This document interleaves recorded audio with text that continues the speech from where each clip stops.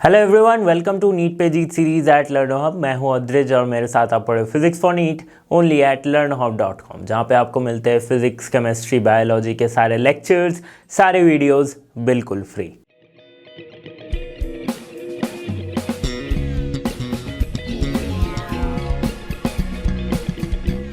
Student NEET series में अगला जो चैप्टर हम करने वाले हैं वो है वेव ऑप्टिक्स के पार्ट 3 के कंसेप्ट एड ऑन, जिसमें हम बेसिकली पढ़ेंगे डिफ्रैक्शन और पोलराइजेशन के कंसेप्ट को। वैसे तो ये कंसेप्ट आसान है और लाइक एक्सटेंडेड पार्ट है, इसमें से बहुत ज़्यादा क्वेश्चन नहीं पूछे जाते, खास करके पोलराइजेशन से, बट डिफ्रैक्शन से कुछ क्वेश्चंस पूछे जाते हैं। तो इसीलिए ये चैप्टर हमारे लिए, ये वीडियो हमारे लिए एक इम्पॉर्टेंट वीडियो हो जाता है। तो चलिए शुरू करते हैं इस वीडियो को।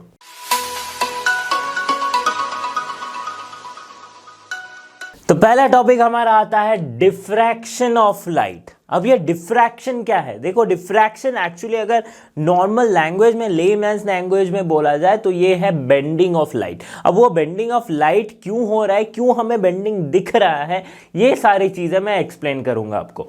ओके, तो पहले समझ लेते हैं डिफ्रैक्शन ऑफ लाइट का स्टेटमेंट क्या है कि it is defined as the bending of light around the corner such that it spreads out and illuminates areas where a shadow is expected. Okay, where a shadow is expected, जहां पे एक shadow expect किया जा सकता था but उस जगह पे एक हमें पैटर्न मिलता है। अब देखो, इंटरफेरेंस जो हम पढ़े थे, इंटरफेरेंस में भी हमने देखा था कि दो स्लिट के बीच से, दो यंग्स डबल स्लिट एक्सपेरिमेंट अगर आपको याद है तो उसमें हमने क्या देखा कि दो स्लिट है, दो स्लिट के बीच से यहां से क्या हो रही है, कुछ इस तरह से इंटरफेरेंस पैटर्न क्रिएट हो रहा है। और जब इसको हमने स्क्रीन पे डाला तो यहाँ पे हमें डार्क एंड ब्राइट फ्रिंजेस मिल रहे थे, right, bright and dark fringes मिल रहे थे। तो कुछ इस तरह का पैटर्न शो हो रहा है जब हम एक सिंगल स्लिट से, एक पतले से स्लिट से एक पॉइंट सोर्स के थ्रू अगर हम इस लाइट को क्रॉस करवा रहे हैं और उसे एक स्क्रीन में देखा जा रहा है। तो डिफ्रैक्शन को देखा गया कि डिफ्रैक्शन क्या था कि नैरो गैप जब है, जब बहुत ही छोटा सा गैप है तब डिफ्रैक्शन का इफेक्ट ज्यादा है, और जब वाइड गैप है, मतलब गैप काफी बड़ा है, तब क्या दिख रहा था कि डिफ्रैक्शन का इफेक्ट जो है वो बहुत ही कम है। मतलब इसका मतलब हमें ये समझ में आया कि डिफ्रैक्शन अगर शो करना है तो आपको जो स्लिट की साइज है या फिर स्लिट की जो डिस्टेंस है बहुत ही छोटी लेनी पड़ेगी, तभी आपको डिफ्रैक्शन मिलेगा। अच्छा, इस डिफ्रैक्शन में हो क्या रहा है, ऐसा क्या हो रहा है कि लाइट बेंड हो जा रही है। देखो, इनके जो एग्जांपल्स है डिफ्रैक्शन ऑफ लाइट के, ये हम देख सकते हैं बहुत बार क्लाउड्स में। जब क्लाउड्स आ जाती है, सूरज लाइक सनलाइट के सामने जब क्लाउड्स आ रही है तो आप उसके बगल से लाइट आते हुए देख सकते हो, उसके पास से लाइट आते हुए देख सकते हो, राइट। तो उसी को कहते हैं diffraction effect, effect of diffraction, जहां पे लाइट हल्की सी बेंड हो रही है। ठीक है, ये कब देखा जा रहा है? जब शार्प एज हो या फिर ये कुछ इस तरह से शार्प एज हो, यहां से लाइट रे आ रही हो तो यहां से वो बेंड हो जाती है। ठीक है, तो इस इफेक्ट को डिफ्रैक्शन कहते हैं। अच्छा, डिफ्रैक्शन हो क्यों रहा है, पहले ये समझते हैं कि इंटरफेरेंस और डिफ्रैक्शन में ऐसा क्या अंतर है। इंटरफेरेंस क्यों हो रहा था और डिफ्रैक्शन ऐसा क्या इंटरफेरेंस से अलग हो रहा है।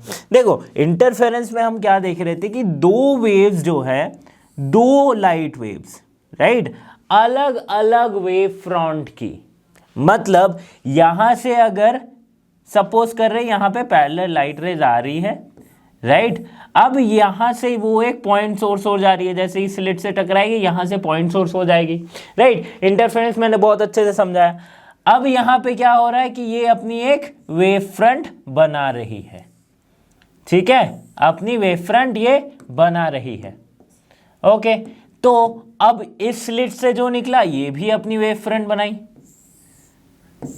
ठीक है। तो यहां पे हमें कुछ स्क्रीन पे पैटर्न देखने को मिल रहा है, ठीक है। तो ये हम कहेंगे कि भैया दो वेव्स का सुपरपोजिशन हो रहा है और हमें एक इंटरफेरेंस पैटर्न शो हो रहा है। बट डिफ्रैक्शन में तो दो वेव्स नहीं है, यहां पे तो एक ही पॉइंट, एक स्लिट से एक पॉइंट सोर्स ही निकल सकती है, कुछ इस तरह से।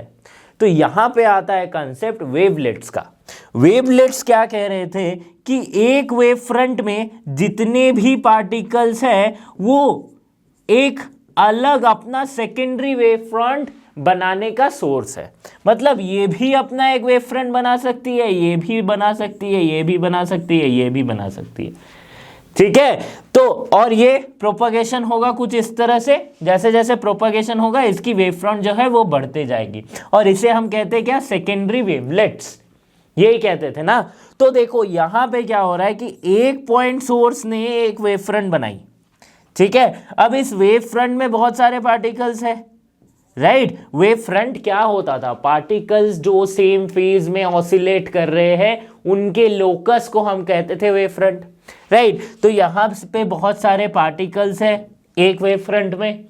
अब ये अपना अलग अलग वेवलेट्स बना रही है, और इनके बीच का जो इंटरफेरेंस हो रहा है, जो ये सेकेंडरी वेवलेट्स के वजह से जो इंटरफेरेंस हो रहा है, इसके वजह से हमें एक डिफ्रैक्शन पैटर्न देखने को मिल रहा है। सॉरी, इंटरफेरेंस नहीं बोलेंगे, यहां हम कह सकते हैं कि जो सेकेंडरी वेवलेट्स का सुपर पोजिशन हो रहा है उसके वजह से हमें इंटरफेरेंस पैटर्न देखने को मिल रहा है स्क्रीन पे, ठीक है। इंटरफेरेंस पैटर्न देखने को मिल रहा है, sorry, dark and bright fringes pattern, diffraction pattern बोलते हैं उसको। इंटरफेरेंस में बार बार कंफ्यूज हो जा रहा हूं, बट इंटरफेरेंस दो सोर्सेस के दो वेव फ्रंट का आपस का जो सुपरपोजिशन है उसको हम इंटरफेरेंस बोलेंगे। बट यहां पे सेम वेव फ्रंट के अलग अलग पार्टिकल्स का जो सेकेंडरी वेवलेट्स का सुपरपोजिशन है उसको हम डिफ्रैक्शन बोलेंगे, ठीक है। इसी वजह से हमें एक स्क्रीन पे पैटर्न शो होता है। अच्छा, डिफ्रैक्शन होते हैं दो टाइप के। कौन कौन से दो टाइप है, एक है फ्राउनहोफर डिफ्रैक्शन, एक है फ्रेस्नेल्स डिफ्रैक्शन। फ्राउनहोफर क्या कहता है कि फ्राउनहोफर एक्चुअल में डिफ्रैक्शन का ये जस्ट डिस्टेंस पे मैटर करता है। देखो क्या हो रही है कि Fraunhofer diffraction occurs when the distance from the object to the source and the object to the image are so great that the incoming and outgoing waves are effectively planar. Incoming and outgoing waves are effectively planar. मतलब यहां पे simple सी बात है, object और source या फिर object और image का डिस्टेंस बहुत ज्यादा होता है। तो इस समय अगर डिफ्रैक्शन पैटर्न शो हो रहा है तो उसे हम कहेंगे Fraunhofer diffraction. For example, diffraction of single slit, double slit, diffraction grating, right. ये जो तीन आपने देखा है कि सिंगल स्लिट, डबल स्लिट और डिफ्रैक्शन ग्रेटिंग, ये तीनों ही एक्सपेरिमेंट आप स्कूल में कर चुके होंगे, ठीक है। अगर किसी के सिलेबस में सिर्फ डिफ्रैक्शन ग्रेटिंग रहता है तो सिर्फ डिफ्रैक्शन ग्रेटिंग आपने किया होगा, और आगे जब आप इंजीनियरिंग में जाओगे या फिर फिजिक्स में आगे पढ़ोगे तो आपको ये सारे एक्सपेरिमेंट्स करने पड़ेंगे। तो ये काफ़ी मज़ेदार है, ओके। अब दूसरी पॉइंट आती है Fresnel's diffraction, right. Fresnel's diffraction क्या कहता है कि जब source to the obstruction of the distance from the obstruction of the screen is comparable to the size of the obstruction, ठीक है। मतलब जो ऑब्स्ट्रैक्शन बोले तो कौन सा वाला, जो जहां से ये लाइट रे जिस को ऑब्स्टेकल को हिट कर रही है, जहां पे एक स्लिट बनी हुई है, यही ऑब्स्ट्रैक्शन है, ठीक है। तो जब उनकी साइज कंपेरेबल हो ऑब्स्ट्रैक्शन के साइज के, ज्यादा कम बट उसके आसपास की साइज हो, तब उस वहां पे जो डिफ्रैक्शन होगी उसे हम फ्रेस्नेल्स डिफ्रैक्शन कहेंगे, right. For example, diffraction at straight edge, narrow wire, small opaque disc, ठीक है। ये सारे डिफ्रैक्शंस को हम फ्रेस्नेल डिफ्रैक्शन कहेंगे। तो इस चैप्टर में हम जनरली फोकस करेंगे फ्राउनहोफर टाइप के डिफ्रैक्शन पे, सिंगल स्लिट पे, डबल स्लिट तो नहीं है, सिंगल स्लिट डिफ्रैक्शन मेनली हम फोकस करेंगे। तो चलिए आगे बढ़ते हैं। Diffraction of single slit, right, diffraction of light at single slit, ये वो फ्राउनहोफर डिफ्रैक्शन जो जिसकी मैं बात कर रहा था उसके बारे में हम थोड़ा सा समझेंगे। अब देखो यहाँ पे हमने क्या कहा था कि फ्राउनहोफर डिफ्रैक्शन में हमने क्या कंसिडर किया था कि वहाँ पे जो सोर्स है और ऑब्जेक्ट है वो काफ़ी दूर पे रखा गया है, राइट। काफ़ी दूरी है, डिस्टेंस है, स्क्रीन और ऑब्जेक्ट में भी डिस्टेंस काफ़ी ज़्यादा है। तो ठीक है, तो हमने अगर देखो मैं दूर में रखूं या फिर सामने बाई कन्वेक्स लेंस लगा दूं तो बात सेम हो जाती है, क्योंकि हमें क्या पता है कि अगर किसी ऑब्जेक्ट को दूर में रखा जाए, इनफाइनाइट डिस्टेंस पे रखा जाए, तब जो वो लेंस पे या किसी मिरर पे फोकस होगी, जब वो उस पे रे आएगी तो वो पैरेलल हो जाएगी। तो मैं अगर एक बाई कन्वेक्स लेंस के फोकस में सोर्स रख दूं तो जो मेरी आफ्टर रिफ्रैक्शन लेंस के थ्रू जो मेरी बाकी की इमेज बनेगी वो क्या है, पैरेलल रेज शो करेगी कुछ इस तरह से, राइट। क्योंकि फोकस पे अगर रखा तो ये पैरेलल हो जाती है, हमें पता है। तो अब पैरेलल रे चाहे इन्फिनिटी से आए चाहे किसी सोर्स और लेंस को यूज करके आए, है तो पैरेलल रेज ही, ठीक है। तो उसके वजह से यहाँ पे डिफ्रैक्शन पैटर्न शो हो गया, ठीक है। डिफ्रैक्शन पैटर्न देखो यहाँ पे लाइट क्या है, ये शार्प जो स्लिट है छोटी सी, यहां से लाइट बेंड होती हुई नजर आई, राइट। एक्चुअल पाथ उसका होना चाहिए था ये, बट अभी पाथ क्या है, वो पी है, ठीक है। अभी पाथ क्या है, वो पी पे आके मीट कर रही है, ठीक है। तो जब इसका रिजल्ट शो किया गया तो यहां पे हमें कुछ, ये है इसकी स्कीमेटिक डायग्राम, ठीक है। तो यहां पे हमें कुछ फ्रिंज पैटर्न देखने को मिला, ठीक है। एक सेंट्रल ब्राइट फ्रिंज आया, साथ ही साथ बहुत सारे यहां पे मैक्सिमा और मिनिमा आए हैं, ठीक है। फर्स्ट मैक्सिमा ये, सेकंड मैक्सिमा ये, थर्ड मैक्सिमा ये, इसी तरह से first minima, second minima, third minima, जैसे हम देख रहे थे इंटरफेरेंस में कुछ उसी तरह से आया है, ठीक है। अब देखो इसकी अगर मैं बात करूं कि एंगुलर पोजीशन क्या था, यहां पे देखो जो थीटा है, ये थीटा ही बताती है angular position of the bright और डार्क फ्रिंज, ठीक है। तो ये जो है, मैं डेरिवेशन यहां पे नहीं कर रहा हूं बट सिंपली बता रहा हूं कि जो एंगुलर पोजीशन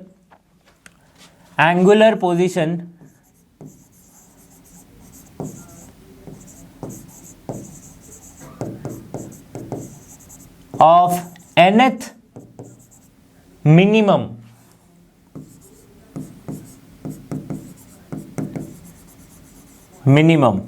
ठीक है। ये क्या थी, a sine theta equals to n lambda, ठीक है। साइन थीटा क्या है, थीटा क्या है, वो एंगुलर पोजीशन है जो थीटा एंगल बन रही है, राइट। और n number of integers, right, या फिर कोई भी इंटीग्रल, अब इंटीजर यहां पे बोल सकते हैं starting from 1 2 3 4 5 6 and so on.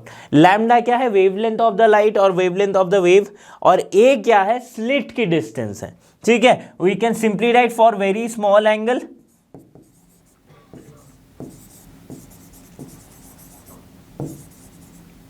small angle theta, sin theta can be considered as theta only, so theta equals to हम लिख सकते हैं n lambda by a, where n equals to 1 2 3 and so on, ठीक है। ये हमारे पास आ गई। अब यहां से y भी हम देख सकते हैं, y क्या है, देखो थीटा है एंगुलर पोजीशन, ठीक है, थीटा है एंगुलर पोजीशन। y क्या है, y यहां से डिस्टेंस है, सेंट्रल मैक्सिमा से जो डिस्टेंस होगी ये है y, राइट। फर्स्ट n कुछ भी आप लो, एक y आपको मिलेगा, तो ये वाली जो डिस्टेंस है ये है y। जब वहां पे हम फ्रिंज के इंटरफेरेंस पैटर्न में जो फ्रिंज के पोजीशंस बता रहे थे, तो वही यहाँ पे y है, फ्रिंज के पोजीशन बताने वाला, ठीक है। अब देखो मिनिमा के केस में y जो आ रही है वो क्या होती है, n lambda d by a, ठीक है। अब ये d क्या है, ये यहां से यहां तक की डिस्टेंस है d, ठीक है। समझ में आ रही है, n lambda d by a। तो ये हमें पोजीशन किसकी बता रही है कि मिनिमा जो होगी उसकी। अगर n को 1 पुट कर देंगे तो हमें फर्स्ट मिनिमा मिलेगा, n को 2 पुट करेंगे तो सेकेंड मिनिमम मिलेगा, राइट। ये हमें पता चला। और हमें क्या पता चल रहा है कि ये तो मिनिमा का केस हो गया। अब मैक्सिमा का केस देखेंगे, और हमें क्या पता चल रहा है कि जो width of the central maximum है, जो देखो लास्ट के केस में जो हमने सेंट्रल मैक्सिमम देखा था, सेंट्रल मैक्सिमम, इसकी जो विड्थ है ये क्या है, ये ट्वाइस है किसके, द सेकेंडरी मैक्सिमम के, twice at the of the secondary maximum. मतलब अगर थीटा इक्वल्स टू या फिर y equals to n lambda d by a है, ये क्या है, nth मिनिमम का है। अच्छा मैक्सिमम को बताया नहीं, मैं मैक्सिमम को भी बता देता हूं। मैक्सिमम के केस में क्या है, फॉर nth मैक्सिमम, इसके केस में क्या है, a sine theta equals to 2n plus 1 lambda by 2, ठीक है। ये है, देखो इंटरफेरेंस पैटर्न में जो मैक्सिमम था वो यहाँ पे मिनिमम के केस में हो रहा है। इंटरफेरेंस पैटर्न में जब इंटरफेरेंस हम देख रहे थे YDAC का, वहां पे जो मिनिमम था वो यहाँ पे मैक्सिमम हो रहा है। तो इंटरफेरेंस और डिफ्रैक्शन में ये अंतर ये भी आ जाती है कि ये जस्ट उल्टा हो जाता है। ओके, और फिर से साइन थीटा को अगर बहुत छोटा मान लेते हैं एंगल को, so sine theta can be written as theta. So theta equals to we can write 2n+1 lambda by twice है। ठीक है, ये लिख सकते हैं। साथ ही y को हम कैसे लिखेंगे, 2n+1 lambda capital D by twice A. ठीक है, ये आ गया हमारे पास दो एक्सप्रेशंस, ये मैक्सिमम के केस में, ये मिनिमम के केस में। ठीक है, फर्स्ट मैक्सिमम सेकंड मैक्सिमम, बस n की वैल्यूज पुट करते जानी है, आपको मिल जाएगी। ओके, तो ये बताया जा रहा है कि अगर मैं सेकेंडरी मैक्सिमम, कोई भी सेकेंडरी मैक्सिमम यहां पे अगर मैं n की वैल्यू अगर 2 पुट करता हूं तो मेरे पास क्या आएगा, 5 lambda capital D by twice small है। ये जितनी होगी इसकी दुगनी होगी, क्या इसकी दुगनी होगी सेंट्रल मैक्सिमम की विड्थ। मतलब सेंट्रल मैक्सिमम विड्थ की फॉर्मूला भी मैं बताऊंगा, ठीक है, कंफ्यूज नहीं होना, बट ये हमें एक्सपेरिमेंट में देखने को मिला है। ठीक है, और क्या देखने को मिला था, intensity of the secondary maximum goes on decreasing with the order of maxima. जो इंटेंसिटी है सेकेंडरी मैक्सिमम क्या, वो क्या है, धीरे धीरे कम होते जाती है। किसके ऑर्डर में, मैक्सिमम। इसकी भी एक्सप्रेशन मैं बताऊंगा। तो ये जो इंटेंसिटी का अगर ग्राफ देखोगे आप, तो ये कुछ इस तरह से दिखता है कि देखो सेकेंडरी मैक्स, जो सेंट्रल मैक्सिमा है जिसकी मैं बता रहा था विड्थ जो है वो twice of the secondary maximum है। तो ये सारे सेकेंडरी मैक्सिमम्स है। ठीक है, ये सारे सेकेंडरी मैक्सिमम्स है। अब इसकी जो इंटेंसिटी है वो कुछ इस तरह से घट रही है। पहले इंटेंसिटी इसकी सेंट्रल मैक्सिमम की इतनी होगी, फिर धीरे धीरे ये डिक्रीज होते जाएगी। ओके, धीरे धीरे ये डिक्रीज होते जाएगी। ठीक है, समझ में आ रही बात। यहां से एक चीज और भी नोटिस कर सकते हैं हम कि जब पाथ डिफरेंस लैम्डा हो रहा है, जब लैम्डा पाथ डिफरेंस हो रहा है, तब यहां पे हमें क्या मिल रहा है, फर्स्ट मिनिमम। जब 2 लैम्डा हो रहा है तो हमें क्या मिल रहा है, सेकेंड मिनिमम। जब माइनस लैम्डा तो भी first minimum, -2 lambda second minimum on the either side of the bright fringes. ठीक है, तो कुछ इस तरह से अगर मैं पिछले वाले फ्रिंज पैटर्न को भी दिखाऊं तो यहां पे हमें क्या पता चला, यहां पे है लैम्डा का फेज डिफरेंस, यहां पे भी माइनस लैम्डा का फेज डिफरेंस। ठीक है, path difference, sorry path difference not phase difference. Okay, तो इस तरह से हम कंसीडर कर सकते हैं और इसको रिलेट करके पढ़ सकते हैं इंटरफेरेंस में, जैसे हमने पढ़ा था। ओके, अब आगे चलते हैं और फ्रिंज विड्थ को देखते हैं, मतलब सेंट्रल मैक्सिमम के विड्थ को समझते हैं। को पुट करने के लिए हम n के जगह पे y पुट करते हैं, n के जगह पे 0 पुट करते हैं, that is the zeroth case. ठीक है, so when n equals to 0 हो जाएगी तो y क्या है, फर्स्ट मिनिमम के लिए y क्या था, n lambda capital D by small A. ठीक है, n lambda capital D by small A. तो यहां पे हमारे पास क्या आ जाएगा, देखो फर्स्ट मिनिमम के केस में क्या हो रहा है, अच्छा सॉरी यहां तो फर्स्ट मिनिमम हम कर रहे हैं ना, ये केस है nth 0 का, बट यहां पे n की वैल्यू क्या पुट करेंगे, हम एक फर्स्ट मिनिमा से दूसरे वाले फर्स्ट मिनिमा के डिस्टेंस को कैलकुलेट कर रहे हैं। ठीक है, तो डिस्टेंस को कैलकुलेट करेंगे तो यहां से यहां तक की डिस्टेंस होगी 1 lambda capital D by small A, plus ये वाला भी उतना ही होगा 1 lambda capital D by small A. So ये हमारे पास y क्या आ गई, y क्या आ गई, और इसे हम बीटा भी लिख सकते हैं, बीटा नॉट भी लिख सकते हैं, राइट, बीटा नॉट भी लिख सकते हैं, बीटा नॉट। सो y और बीटा नॉट इक्वल्स टू कितना हो जाएगा, twice lambda capital D by small A. तो ये हो गई सेंट्रल मैक्सिमम की विड्थ। क्या आ गई, सेंट्रल मैक्सिमम की विड्थ आ गई, और दैट इज ट्वाइस ऑफ, यहां पे हम देख सकते हैं ट्वाइस ऑफ ए वाई।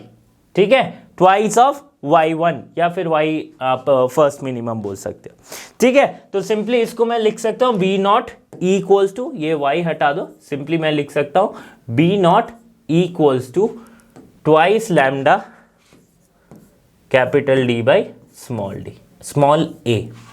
ठीक है, समझ में आ गई कि सेंट्रल मैक्सिमम की विड्थ क्या होती है। उसी तरह से angular width of the central maximum,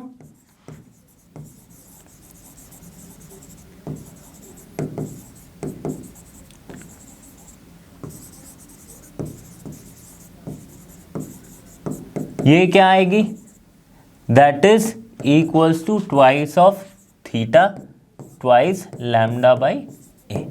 ठीक है, ये क्या है, angular width of the central maximum. अब आते हैं इसके इंटेंसिटी पे, तो इसकी जो इंटेंसिटी होगी उसकी इक्वेशन कुछ इस तरह से आएगी। देखो मैंने डेरिवेशन कुछ भी नहीं किया है क्योंकि ये इंपॉर्टेंट नहीं है। Intensity I equals to I naught, right, I naught sine alpha by alpha का स्क्वायर। अब आप बोलोगे कि सर ये अल्फा क्या है, तो अल्फा है pi A sine theta by pi A sine theta by lambda, ये है अल्फा की value, pi A sine theta by lambda. Okay, अब देखो यहाँ पे जो सेकेंड स्टेटमेंट हमारे पास था एक रिजल्ट में कि the intensity of the secondary maximum goes on decreasing with the order of maximum. तो ये कुछ इस तरह से आएगा कि सपोज करते हैं कि जो सेंट्रल मैक्सिमम है, अच्छा आई नॉट क्या है, सेंट्रल मैक्सिमम की intensity,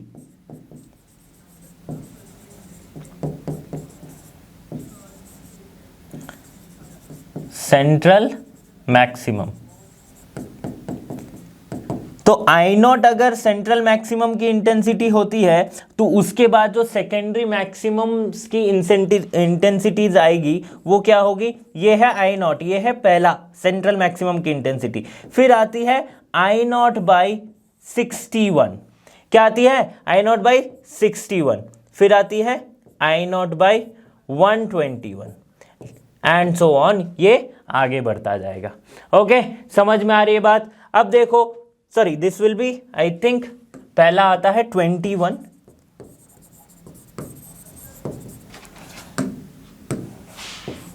then I not by 61, then I not by 121 and so on, ये सीरीज फॉलो होगा।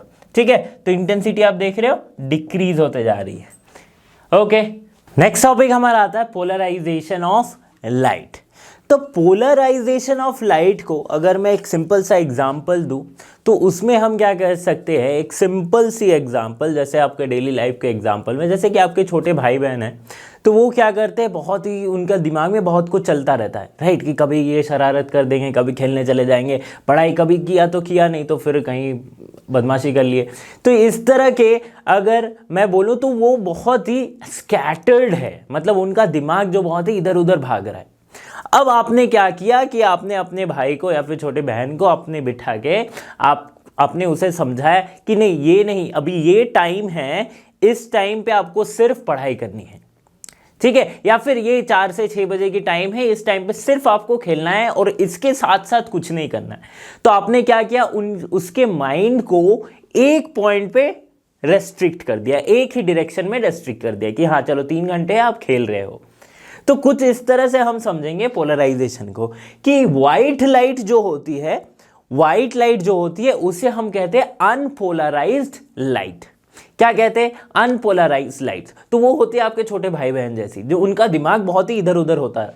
अब यहाँ पे दिमाग तो नहीं होगा, बट अनपोलराइज्ड लाइट जो है या फिर लाइट जो हमारे पास होती है वो क्या होती है, उसे हम एज ए वेव मानते, ईएम वेव मानते, इलेक्ट्रोमैग्नेटिक वेव। तो इलेक्ट्रोमैग्नेटिक वेव की इलेक्ट्रिक वेक्टर होती है, मतलब इलेक्ट्रिक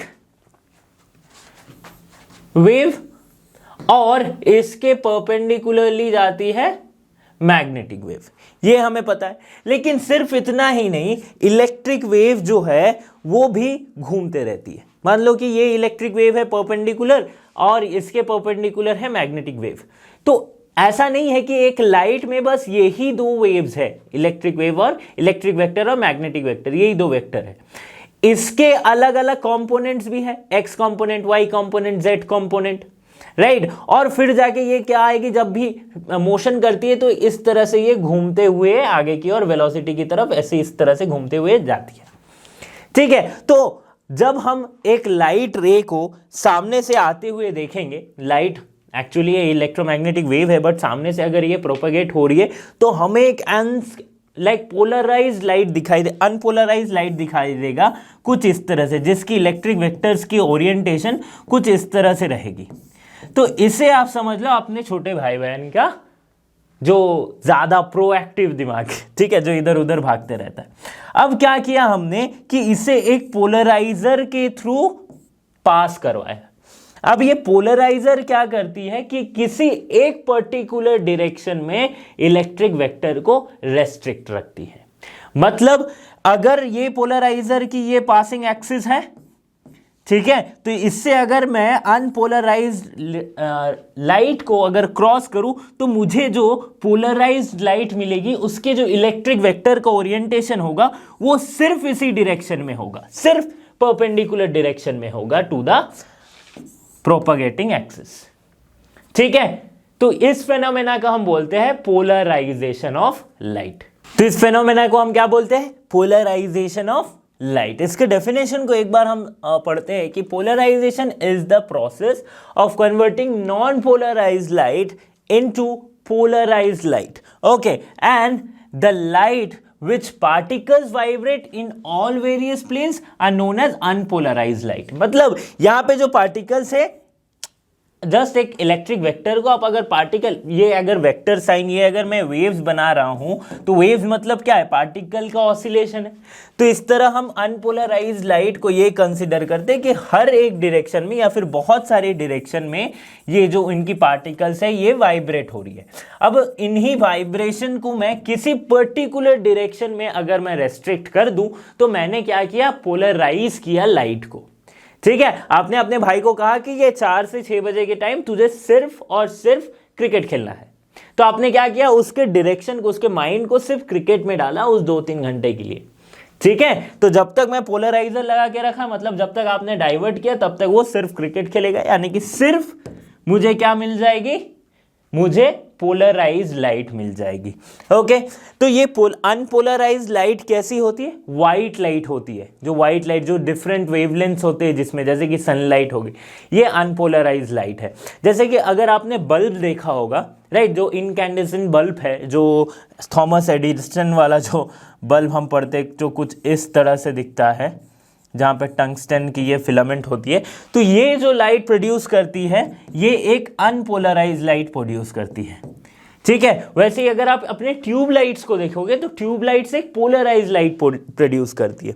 सेम प्रिंसिपल काम आता है हमारे जो ग्लेयर्स होते हैं या फिर सन ग्लासेस होती है, जो सनलाइट आती है। आपने देखा होगा जब भी आप सनलाइट कैसे खरीदोगे, जब भी आप सन ग्लासेस खरीद रहे हो तो वहां पे आपको स्पेशल लिखा रहता है UV protection, polarise sunglasses. तो ये पोलराइज्ड, वही पोलराइज्ड है कि आपके जो ग्लासेस है वो एज अ पोलराइजर काम करेगी। मतलब सन से आने वाली ये जो अनपोलराइज्ड लाइट है इसको ये पार्शियली क्या करती है, पोलराइज करती है, ठीक है, पार्शियली पोलराइज करती है। तो ऑब्वियसली इसकी इंटेंसिटी घट जाती है, राइट। पोलराइजेशन होगा तो इंटेंसिटी उसकी धीरे धीरे घटते जाती है। अब ये कैसे घटती है इसके ऊपर एक और डिस्कशन होगा जो मैं कुछ देर बात करने वाला हूं, ठीक है। बट आप अगर खुद ही नोटिस करो, आप सनग्लास क्यों पहनते हो, स्टाइल के लिए, वो तो एक पॉइंट है। दूसरी पॉइंट क्या आती है कि अगर आप सनलाइट में जा रहे हो, धूप की तरफ, आपको लाइक नॉर्मल नेकेड आई से आपको देखने में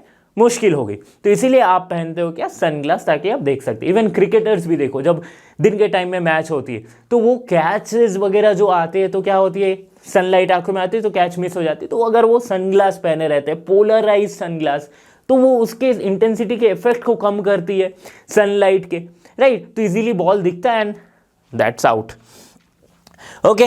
तो इस तरह से एक और मैं अगर आपको एग्जांपल दूं, बेस्ट एग्जांपल ऑफ पोलराइजेशन, अनपोलर या फिर पोलराइज लाइट का, तो ये देखो, ये स्कीमेटिक हमें बता रहा है कि किस तरह से पोलराइजेशन हो रही है।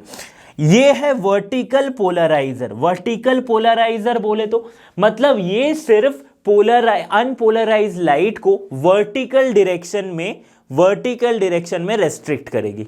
ठीक है, तो यहां पे आप देख सकते हो कि ये है अनपोलराइज लाइट, बहुत ही ऐसे, राइट। इसको इसने, ये वर्टिकल पोलराइजर है, राइट। अब इसने क्या किया, जब पोलराइजर से क्रॉस हुई तो बाकी सारे यहां पे कैंसिल आउट हो गई।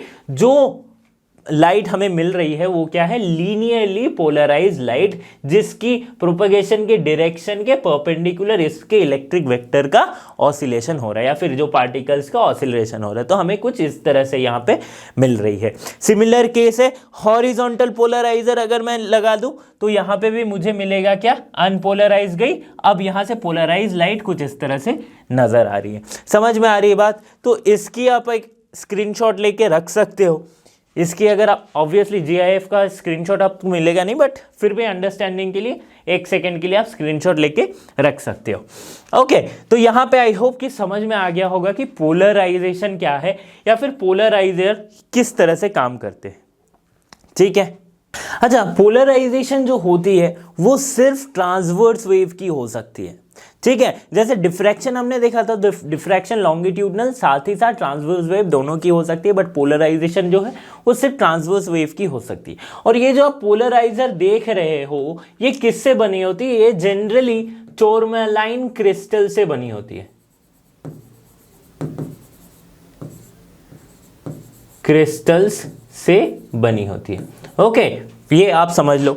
इसको पोलरॉइड्स भी कहते हैं, पोलराइजर को। ओके, अब आगे बढ़ते हैं और समझते हैं। अच्छा, इंटेंसिटी, हाँ, इंटेंसिटी के मैं बारे में बता रहा था कि जैसे कि मैंने सनग्लास पहनी तो मेरी इंटेंसिटी जो है वो कम हो गई। तो कितनी हो जाएगी, तो अगर यहाँ पे अनपोलराइज्ड की इंटेंसिटी अगर I0 है तो पोलराइज लाइट की जो इंटेंसिटी होगी वो जस्ट हाफ हो जाएगी, I0/2 हो जाएगी। ठीक है, ये समझ में आया कि इंटेंसिटी जो है I0 ये क्या हो जाएगी, पोलराइज लाइट की इंटेंसिटी हो जाती है, यहां पे मैं लिख देता हूं I0/2, where I0 is the intensity of unpolarise light.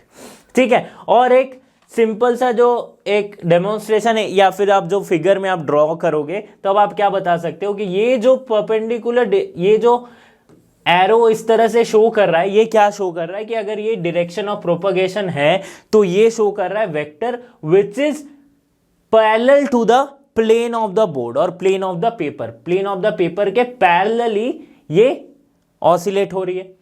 और यहां पे अगर डॉट है तो अब यहां पे हम बोल सकते हैं कि ये perpendicular to the plane of the paper ये ऑसिलेट हो रही है। ठीक है, डॉट, और ये एरो इस तरह से बताती है। ओके, अब आगे बढ़ते हैं और समझते हैं पोलराइजेशन बाय रिफ्लेक्शन और एक इंपॉर्टेंट लॉ को, दैट इज ब्रूस्टर्स लॉ। ये क्या कहता है, देखो, टोटल इंटरनल रिफ्लेक्शन हमने पढ़ा था, राइट। तो कुछ उसी के अलोंग या फिर उसी के लाइक एनालॉगस हम बोल सकते हैं कि ये ब्रूस्टर्स लॉ को हम समझेंगे। देखो, है दोनों ही बहुत ही डिफरेंट चीजें, बट मैं समझाने के लिए आपको कोशिश कर रहा हूं कि दोनों को थोड़ा सा रिलेट करके पढ़ाया जाए, बट है दोनों ही अलग चीजें। देखो, अनपोलराइज लाइट जब भी किसी दूसरे सरफेस पे जिसकी रिफ्रैक्टिव इंडेक्स अलग हो, या कोई रिफ्लेक्टिंग सरफेस जैसे कि एयर है, यहां पे ग्लास है, वो गिरती है, तो लाइट की ये टेंडेंसी होती है ना, देखो हमेशा याद रखना, लाइट अगर आप गिरा रहे हो किसी भी सरफेस पे तो उसकी जो प्रॉपर्टी है वो ये है कि कुछ लाइट वो अब्जॉर्व करती है और कुछ लाइट वो रिफ्लेक्ट करती है। ठीक है, क्या करती है, कुछ लाइट अब्जॉर्व कर लेती है, कुछ लाइट रिफ्लेक्ट करती है। मिरर में आपको क्यों नहीं समझ में आता है, क्योंकि वो हाईली पॉलिश्ड होती है, तो मैक्सिमम अमाउंट ऑफ लाइट जो है वो रिफ्लेक्ट हो जाती है। ठीक है, मैक्सिमम इंटेंसिटी आपको मिल जाती है वापस से। ठीक है, फिर भी आप अगर मेजर कर सकते हो किसी तरह से कि आपने जितनी इंटेंसिटी की लाइट भेजी है मिरर से रिफ्लेक्ट होने के बाद क्या मुझे एग्जैक्ट उतनी इंटेंसिटी आ रही है, देखना आपको कुछ ना कुछ कम इंटेंसिटी आएगी। ठीक है, एक्चुअल में क्या होता है कि मिरर बहुत ही पॉलिश्ड होती है, बट अगर आप कोई दूसरे सरफेस में आप लोगे तो वहां पे क्या होगी कि कुछ लाइट जो है वो अब्जॉर्ब हो जाती है और कुछ लाइट रिफ्लेक्ट होती है। ठीक है। तो अब देखो क्या होता है कि जब मैं एक अनपोलराइज लाइट को ग्लास के ऊपर इंसिडेंट करता हूं कुछ इस तरह से, तो ये लाइट क्या है, कुछ पोलराइज्ड होके ये रिफ्लेक्ट हो जाती है और कुछ जो है पार्शियली पोलराइज्ड होके ये अब्सॉर्ब हो जाती है। ठीक है, तो अनपोलराइज लाइट को मैं रिफ्लेक्शन के मदद से भी पोलराइज कर सकता हूं। अगर रिफ्लेक्शन हुआ तो जो रिफ्लेक्टेड रे मिलेगी मुझे वो एक पोलराइज्ड लाइट मिलेगी, वो एक पोलराइज्ड लाइट मिलेगी। ओके, और जो अब्सॉर्ब होगी वो भी पार्शियली पोलराइज्ड हो जाएगी। ठीक है, अब ब्रूस्टर्स एंगल को समझते हैं, ये कब पॉसिबल है, कब ऐसा रिफ्लेक्शन होगा तो ये पोलराइज लाइट मिलेगी, उसी पे है ये ब्रूस्टर्स एंगल। ठीक है, तो आगे बढ़ते हैं। देखो यहां पे मेरे पास स्कीमेटिक डायग्राम मिल गया है मुझे। ये जो आईपी है ये क्या है, incident of light, unpolarise light incident angle पे गिर रही है। ठीक है, जब ये पोलराइज्ड लाइट और ये पार्शियली पोलराइज्ड लाइट, इन दोनों के बीच का एंगल 90 डिग्री होगा, तब मेरी जो ये लाइट है ये पोलराइज्ड हम कह सकते हैं।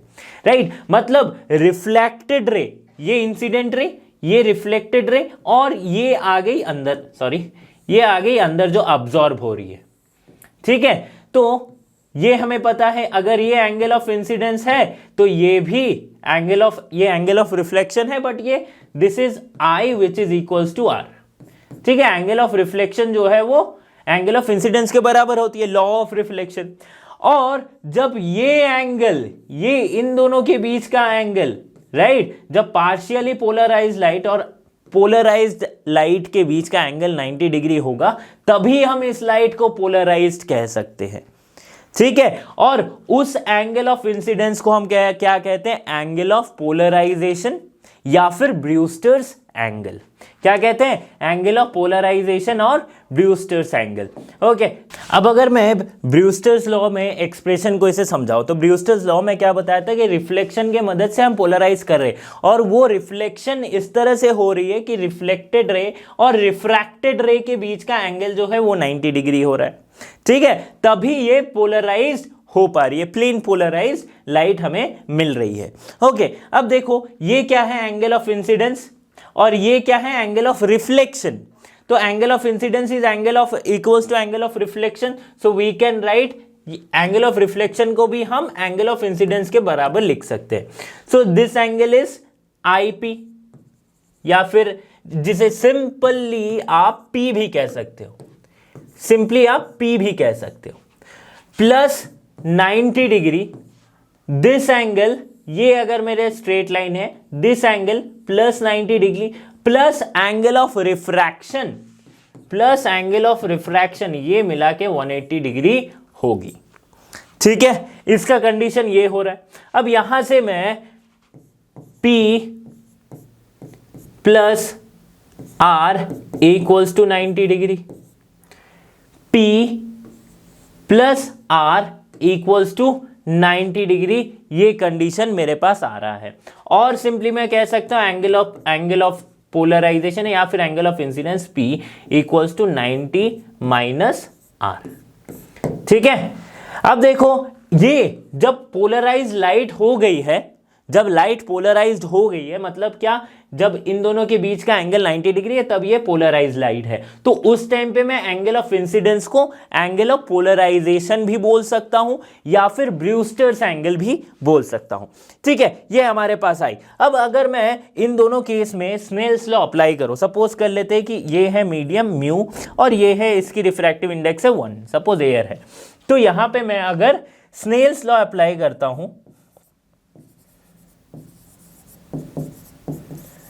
ये क्या आएगी मेरी, म्यू साइन आर यानी कि angle of refraction equals to sine P. ठीक है, mu sine R equals to sine P, ये हमारे पास आ गया है। अब देखो म्यू क्या होगी, sine P by sine R. ठीक है, ठीक है, तो जहां पे मैं ये P equals to 90 minus R लिखा हूं, वहां पे मैं इस तरह से भी लिख सकता हूं, R equals to 90 degree minus P, ये भी लिख सकता हूं।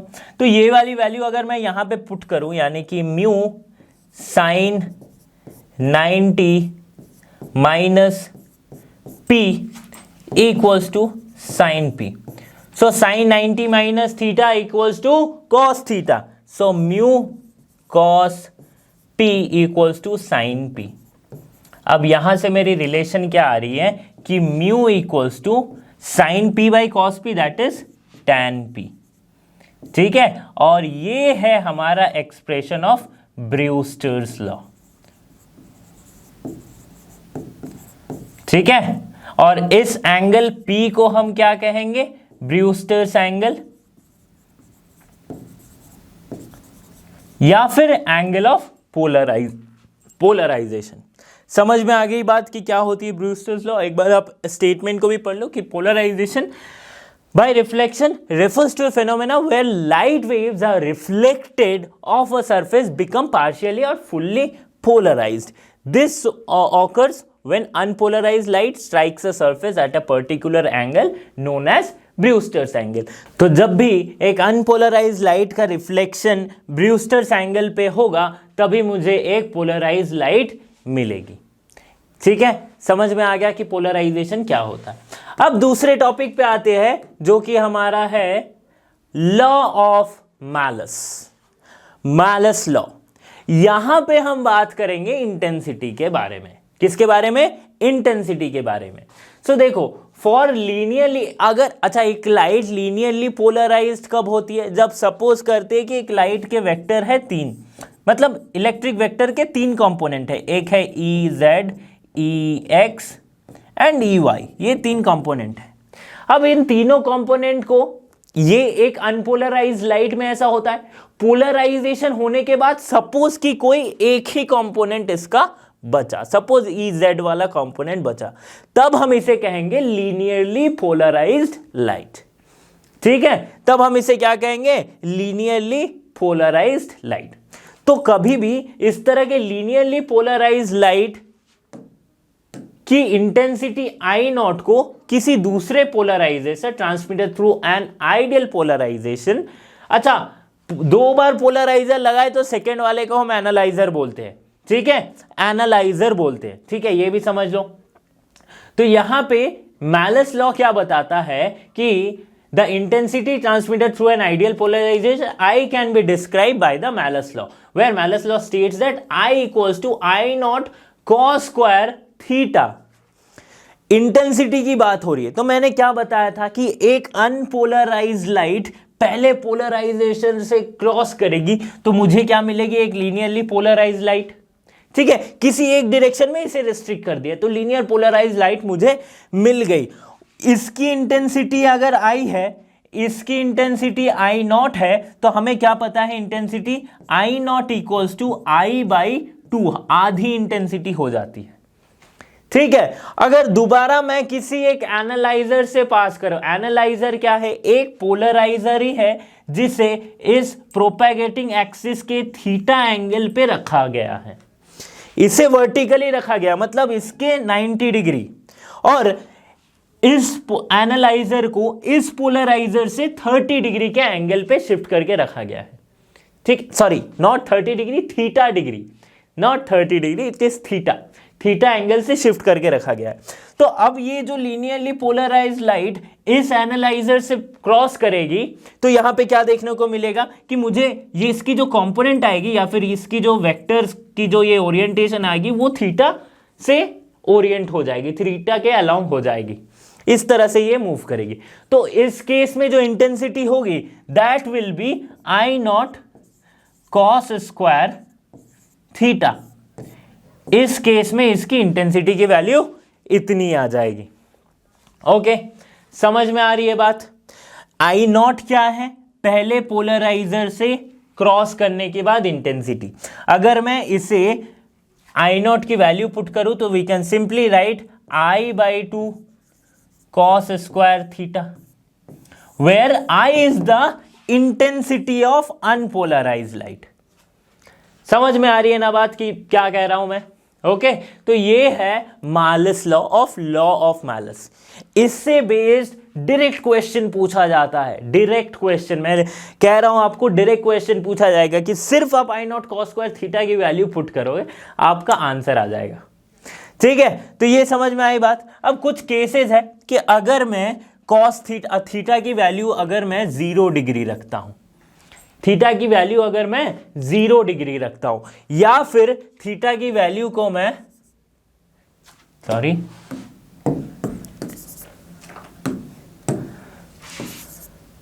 180 डिग्री रखता हूं, तो इस केस में क्या होगा, जो मेरी कॉस थीटा की वैल्यू आएगी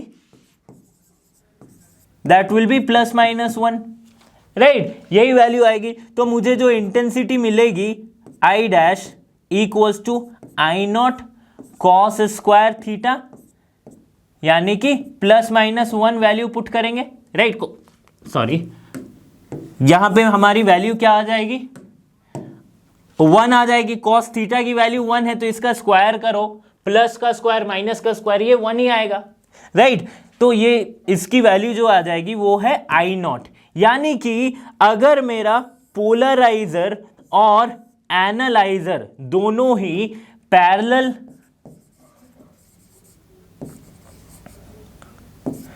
और एंटी पैरेलल रखा हो तो मेरे इंटेंसिटी ऑफ पोलराइज्ड लाइट पे कोई चेंज नहीं आएगी। I dash will be equals to I not. ठीक है, यहां पे मैं लिख देता हूं I dash equals to I not cos square theta. तो यहां पे कॉस स्क्वायर थीटा की वैल्यू हो रही थी 1, that means I dash equals to I. तो मतलब अगर ये एनालाइजर इसका थीटा अगर मैं 0 डिग्री या फिर 180 डिग्री रख रहा हूं, किससे, इसके, ठीक है, पैरेलल या फिर एंटी पैरेलल रख रहा हूं, तो मुझे जो आई नॉट यहां पे मिल रही थी यहां पे भी आई नॉट मिलेगी। ठीक है, ये एक केस हो रहा है। दूसरा केस क्या होता है, अगर मैं थीटा की वैल्यू को 90 डिग्री पुट कर दूं, थीटा को अगर मैं 90 डिग्री पुट कर दूं, तो कॉस थीटा की वैल्यू क्या आ जाएगी भाई, कॉस थीटा की वैल्यू आ जाएगी 0। तो मुझे जो इंटेंसिटी मिलेगी आई डैश वो क्या हो जाएगी, 0 आ जाएगी इंटेंसिटी। ठीक है, मतलब इसको अगर मैं जस्ट 90 डिग्री पुट कर दूं, राइट, ये जो देखो एनालाइजर, इसको थोड़ा सा और रोटेट कर दूं ताकि ये 90 डिग्री का एंगल बना ले, किसके साथ, इसके ओरिएंटेशन के साथ, तो मुझे जो पोलराइज्ड, मुझे जो लाइट मिलेगी उसकी इंटेंसिटी होगी ही नहीं। मतलब क्या लाइट मिलेगी, नहीं मिलेगी, ऑब्वियसली इंटेंसिटी नहीं है तो इंटेंसिटी 0, मतलब लाइट ही नहीं है वहां पे। ओके, समझ में आ रही बात। तो ये था मालिस लॉ, और यहां पे हमने खत्म किया पोलराइजेशन को। इसी से बेस्ड आपको डायरेक्ट क्वेश्चन पूछा जाएगा, चाहे वो जेईई का एग्जाम हो, चाहे वो नीट का एग्जाम हो, या फिर कोई भी आप कॉम्पिटिटिव एग्जाम दोगे। स्टूडेंट्स, यहाँ पे हमने कंप्लीट किया है वेव ऑप्टिक्स के कंसेप्ट को। आई होप कि आपको समझ आया होगा। तो इसी तरह के वीडियोस के लिए आपको लर्नो हब के साथ बने रहना है, क्योंकि लर्नो हब फ्री है पर बेस्ट है। So thanks for being here and have a great day.